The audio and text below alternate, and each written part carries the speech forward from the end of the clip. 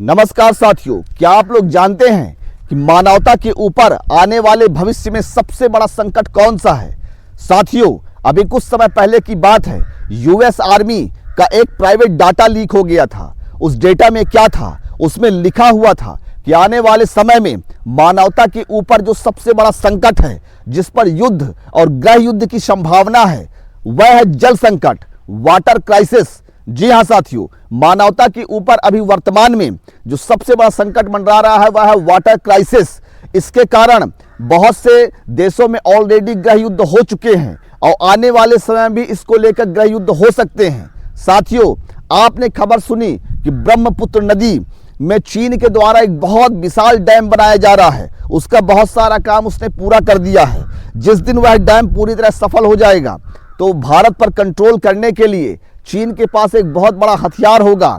साथियों, water crisis इतना भयानक है कि आप लोग देखते हैं कि देश के बहुत सारे स्थानों पर, राजस्थान के कुछ गांवों में लड़की या लड़कों की शादी केवल पानी की उपलब्धता के आधार पर तय होती है।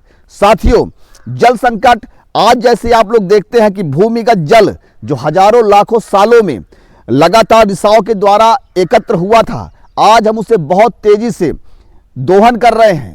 इस जल संकट से निपटने के लिए बहुत से लोग सुझाव देते हैं कि जैसे धान की खेती मत कीजिए, बहुत सारे कारखानों में जो पानी का दुरुपयोग होता है उसे रोक दीजिए। आज एआई के दौर में डेटा सेंटर को ठंडा रखने के लिए जो पानी का भरपूर उपयोग किया जा रहा है उसे आप रोकिए। साथियों, ऐसे बहुत से समाधान लोग बताते हैं, लेकिन मेरा मानना है कि यह सारे समाधान अव्यवहारिक हैं। किसी भी चीज को नहीं रोका जा सकता, क्योंकि उसका कहीं ना कहीं हमारे मानव समाज का एक बहुत बड़ा उपयोग है। साथियों, मेरा जो समाधान है वह थोड़ा कड़वा है, थोड़ा कठिन है, लेकिन वही सबसे बड़ा निराकरण है। साथियों, जल संकट से निपटने का सबसे बड़ा समाधान है जनसंख्या नियंत्रण। जी हाँ साथियों, जब हम जनसंख्या नियंत्रण करेंगे तो ना केवल जल संकट, उसके अलावा प्रकृति पर जितने भी भार पड़ते हैं, जैसे जंगलों की कटाई और बहुत सारी चीजें एक साथ दूर हो सकती हैं। कम आबादी होगी तो कम खाने की आवश्यकता पड़ेगी और कम धान पैदा करना पड़ेगा। साथियों, इसलिए जनसंख्या नियंत्रण को एक विशेष मुद्दा मानिए। यह किसी देश, किसी जाति, किसी धर्म या किसी वर्ग को लेकर बिल्कुल नहीं है, यह केवल मानवता के लिए है। जनसंख्या कम होगी तभी इस धरती का संतुलन बना रहेगा, और यदि जनसंख्या इसी रफ्तार से बढ़ती रही तो वह दिन दूर नहीं जब मानवता प्राकृतिक संसाधनों की कमी के कारण खुद ही कम होने लग जाएगी।